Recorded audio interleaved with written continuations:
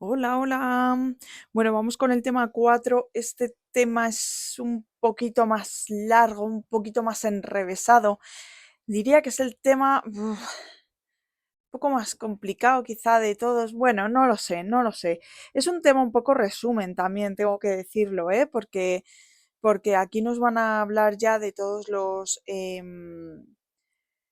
bueno, de todos los tipos de diseños que vamos a estudiar en la asignatura. Aquí, de hecho, en este punto nos comentan un poco y demás. A ver, es un tema que hay que prestarle atención, diría, ¿vale? Pero no es imposible. Eso sí, es largo. No sé si para que no se haga tan largo lo voy a hacer en 2 vídeos, no sé, ya iré viendo un poco, ¿vale? Pero bueno, vamos a empezar este tema 4, método y diseños experimentales, ¿vale? Entonces, ¿qué es un experimento? Bueno, pues un experimento es la forma que tenemos de estudiar o de dar respuesta a las preguntas que nos salían, acordados al principio de la asignatura, de una forma más controlada, ¿vale? Con más control. Entonces, ¿cuál es la clasificación que tenemos de los experimentos? Pues puede ser intergrupos, ¿vale? Intragrupos o mixtos. Esto lo vamos a empezar a escuchar un montón. Intergrupos, intragrupos y mixtos. ¿Qué significa intergrupos? Que cada condición se asigna a un grupo diferente. Esto es intergrupos, ¿vale? Inter entre, ¿vale? Yo me hago esta idea en la cabeza, ¿no? Inter entre grupos, ¿de acuerdo? Es decir, que a cada grupo yo le voy a dar no sé, un tratamiento diferente, a ver cómo reacciona cada grupo. Claro, luego vamos a tener que ver que todos esos grupos pues tienen que tener unas características determinadas porque de lo contrario vamos a tener problemas, ¿vale? Pero bueno, esto es intergrupos. Luego está intragrupo. Y es que solo hay un único grupo y a todas las personas les damos todos los tratamientos. ¿Vale? Esto es intragrupo, dentro del grupo. Yo lo pienso así, dentro del grupo. ¿Qué va a pasar dentro del grupo? Pues todos los tratamientos, ¿vale? Dice todas las condiciones a todos los participantes. Y luego hay diseños mixtos, que es pues una mezcla entre intragrupo y entre intergrupo, ¿vale? Bueno, pues esto es la introducción. Vamos a ver ahora objetivo y características. Bueno, vamos a ver en primer lugar la definición de experimento y es el modelo de una situación real que se produce de forma artificial. Esto tiene lógica, ¿no? Eso es un experimento, es decir, es algo que está ocurriendo de lo que nos estamos haciendo preguntas y queremos reproducirlo, si puede ser, porque no siempre va a poder ser, de forma artificial para ver, bueno, pues qué pasa cuando yo toco en determinadas teclas, digamos, ¿no? Entonces, ¿cuáles son los objetivos de los experimentos? Bueno, pues por un lado vamos a tener la identificación de las relaciones de causalidad. ¿Qué causa qué? Esto es lo más importante, ¿no? ¿Qué causa? ¿Cuál es la causa? ¿Vale? Entonces, para que esto ocurra, es muy importante que la variable independiente sea anterior a la variable dependiente, porque si no, no la puede generar. Es decir, una cosa que viene después de algo no puede generar ese algo, ¿vale? Que las dos variables estén relacionadas y que no haya esas variables extrañas que hablábamos en temas anteriores que también expliquen a la variable dependiente. Y si las hay, que sepamos controlarlas, ¿vale? Bueno, pues estos son los objetivos de los experimentos. Ahora vamos a ver, hay dos tipos de experimentos, que son los de laboratorio y los de campo. En el tema pasado hablábamos de los de laboratorio, que no sé ni hablar de verdad, los de laboratorio que eran los más experimentales, que tenían mucha validez interna, pero poca validez externa, ¿vale? Y luego están los de campo, que son los que, bueno, tú vas al medio natural donde se está produciendo eso y bueno, pues observas a ver si hay una relación o no hay relación o hay algunas cosas que no puedes tener en cuenta o no, y esos iban a tener más validez externa y menos validez interna, ¿vale? Vale. Forma de actuación, pues generalmente siempre vamos a manipular la variable independiente porque por eso es independiente, porque no depende de nadie y por eso la podemos manipular. Vamos a intentar controlar las variables extrañas, que ya hemos hablado mucho de ellas, y vamos a ver qué es lo que está pasando en las variables dependientes. La variable dependiente solo es una. Vale. Este es el procedimiento habitual en la investigación, ¿vale? Y lo tenemos que tener claro, ¿vale? Y luego vamos a ver las características que deben ser. Y esto hace referencia al tema 1, que los experimentos deben ser replicables y que, bueno, pues si podemos tener un experimento piloto, pues nos va a dar muchas pistas sobre cómo vamos a tener que hacer ese experimento. Aunque ya hemos visto que también se puede dar el efecto de reactividad, es decir, que la persona ya haya, o efecto aprendizaje, mejor dicho, haya aprendido qué es lo que se espera de ella y que haga ese efecto reactividad, ¿no? Vale, entonces, ¿qué más? ¿Qué más? ¿Qué más? Bueno, eso, experimento piloto antes de realizar el experimento real y de esa manera conseguimos controlar errores, ¿vale? Bueno, vamos a ver variabilidad y técnicas de control, ¿vale? ¿Cuáles son las técnicas de control? ¿Vale? En los diseños, ¿vale? Pues lo primero de todo es que va a seguir el principio de maximin con. Esto entra mucho en examen, ¿vale? ¿Y qué es maximin con? Pues primero, maximizar la varianza sistemática primaria. ¿Qué es esto de la varianza sistemática primaria? Si lo pensamos con lógica, lo sacamos, ¿vale?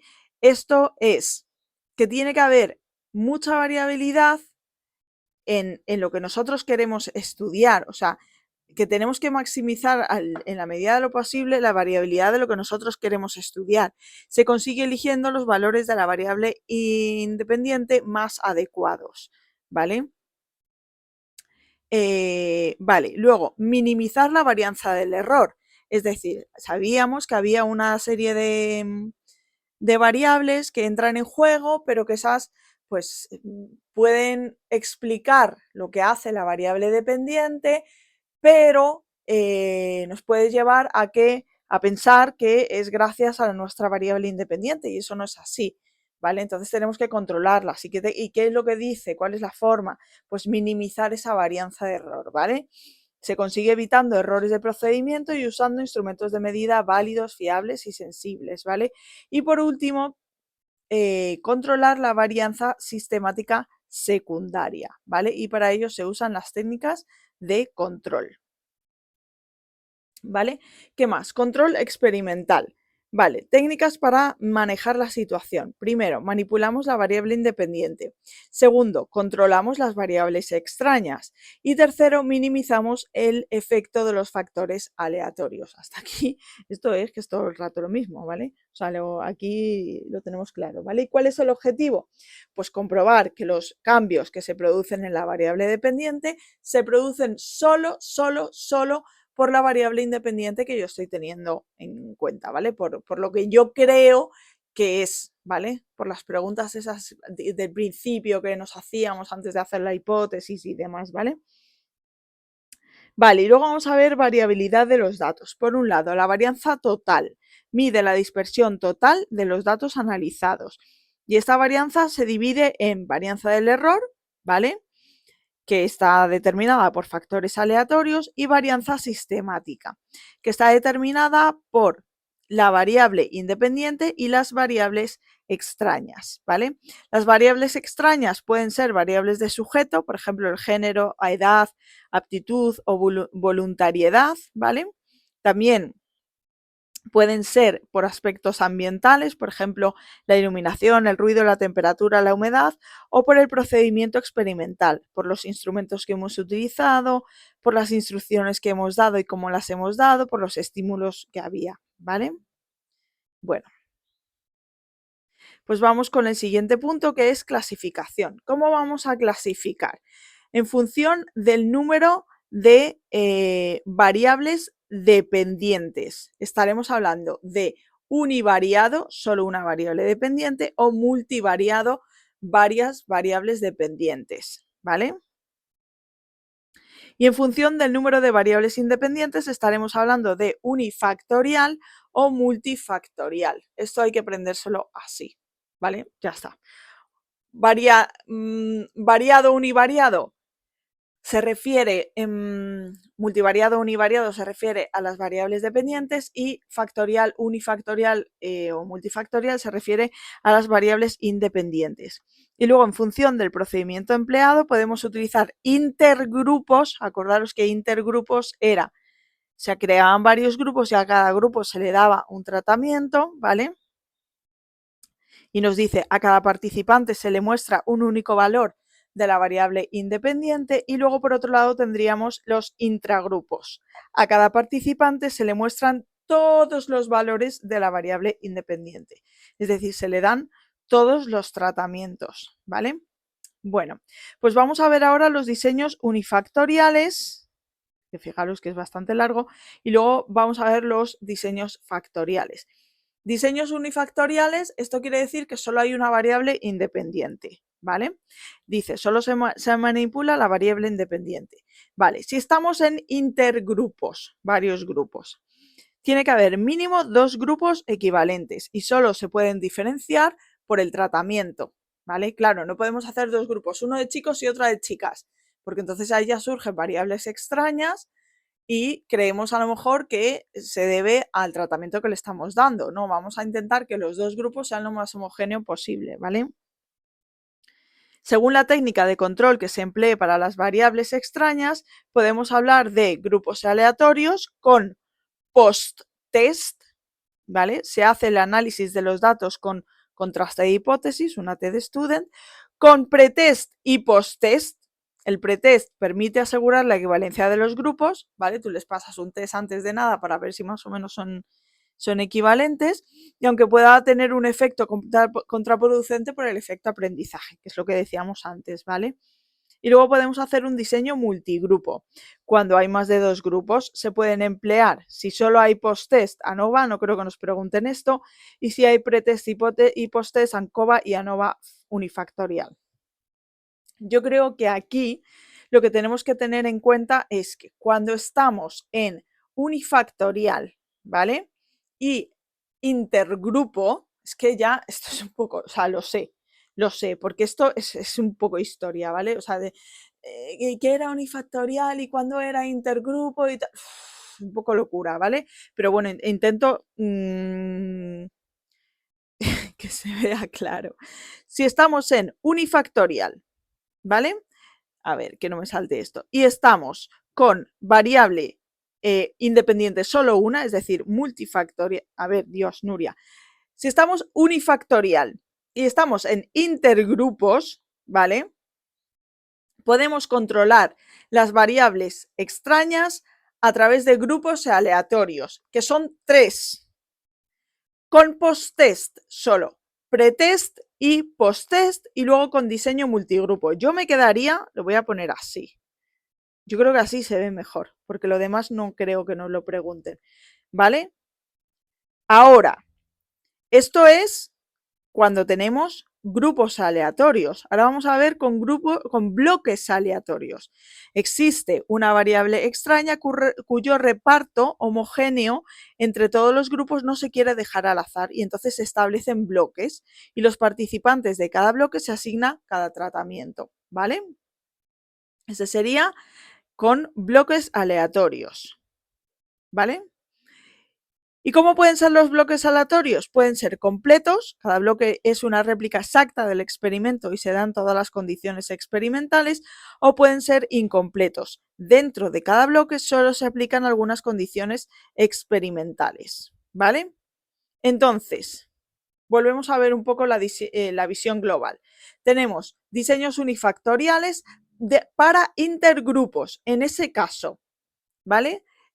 Para controlar las variables extrañas podemos tener grupos aleatorios que eran con post-test uno, con pretest y con post-test otro y el otro diseño multigrupo, ¿vale? Y luego podemos tener por bloques aleatorios. En vez de hacer grupos, hacemos como bloques para que el reparto sea más homogéneo de las variables extrañas, ¿vale? Y en ese caso, ¿de acuerdo? Los bloques pueden ser completos o pueden ser incompletos, ¿vale? ¿Cuál es la ventaja? Pues que los grupos experimentales son más homogéneos. ¿Y cuál es el inconveniente? Pues que hay una sensibilización por la medida previa. Tened en cuenta que decíamos que estamos haciendo todo el rato, bueno, que en algunos casos estamos haciendo pretest, ¿vale? Y que puede haber pérdida de participantes porque no encajan en ningún bloque, ¿vale? Esto era para intergrupos. Ahora vamos a ver intragrupo.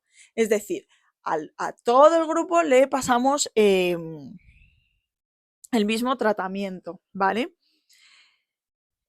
O todos los tratamientos, mejor dicho. Al mismo grupo se le pasan todos los tratamientos. Entonces dice, debe haber dos condiciones experimentales. Efectos de orden.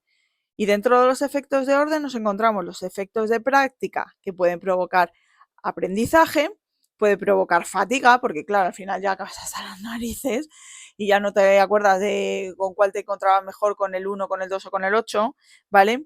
Y además, para corregir esto lo vamos a hacer con las técnicas de contrabalanceo, ¿vale? La técnica de contrabalanceo lo que hace es evitar esto, evitar este efecto fatiga, ¿vale? Y luego hay efectos residuales, que es que el efecto de una prueba tiene efecto, o sea, que una prueba tiene efecto sobre las siguientes, ¿vale? Por ejemplo, esto, un ejemplo son las degustaciones.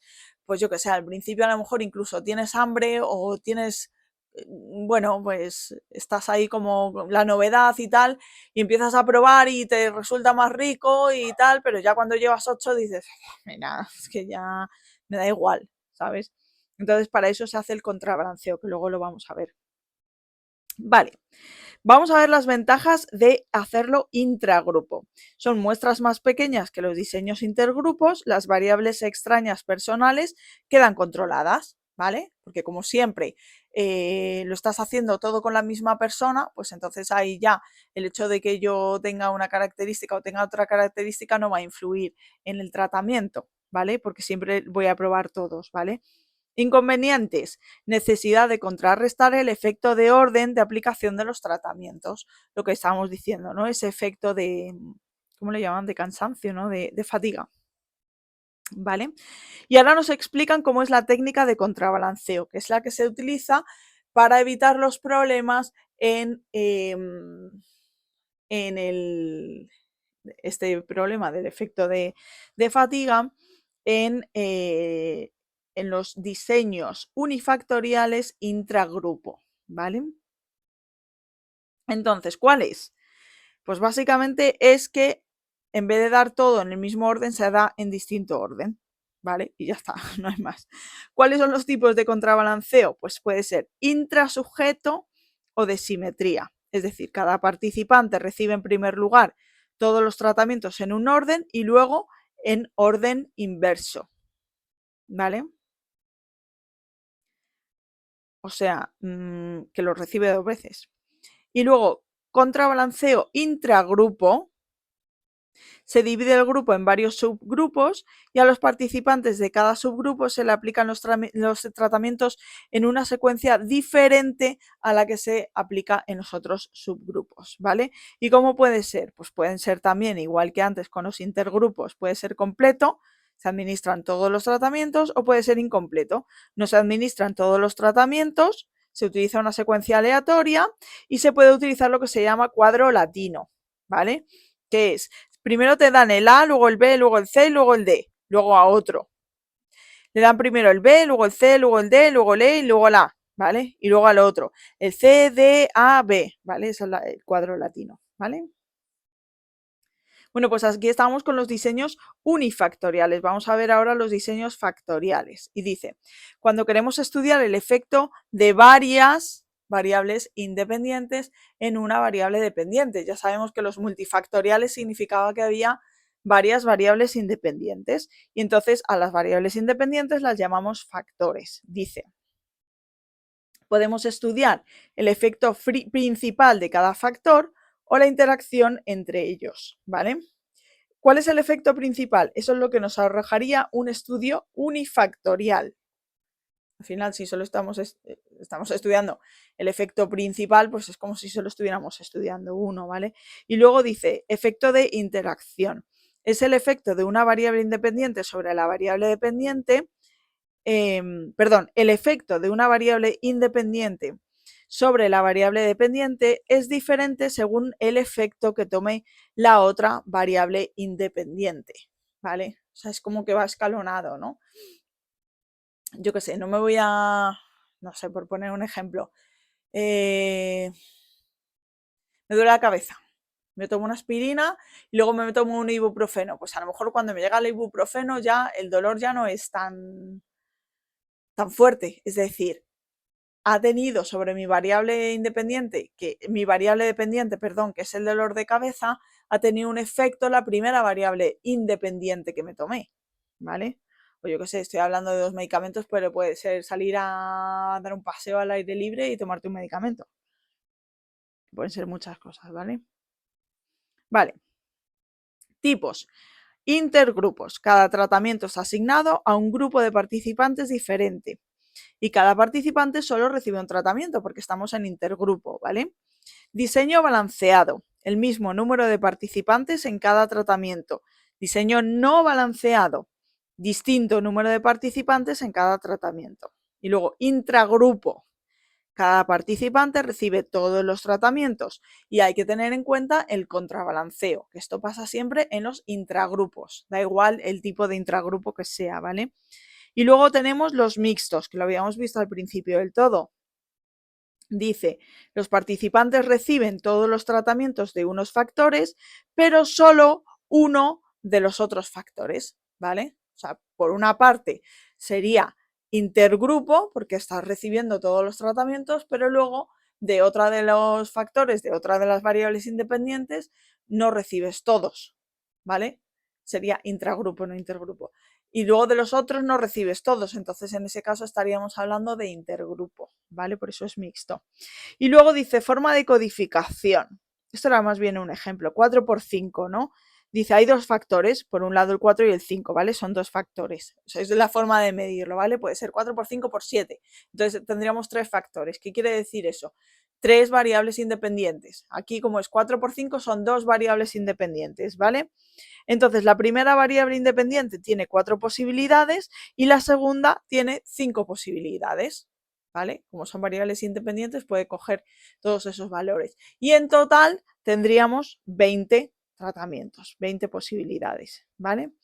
Bueno, pues mira, al final ni tan mal. Pensaba yo que, es que yo qué sé, me empiezo aquí a desplegar y esto lo veo tan largo. Digo, madre mía, me va a salir un vídeo larguísimo. Pero mira, al final tampoco es tan largo. Aquí un poco tener en cuenta eso, ¿vale? Saberse bien las definiciones, entender bien las definiciones y luego más o menos yo creo que es bastante asequible. El tema 5 ya empezamos con diseños concretos, ¿vale? Así que nada, como siempre, mucha suerte a todos, espero leeros en comentarios y nada, que nos vemos en el próximo vídeo. ¡Chao!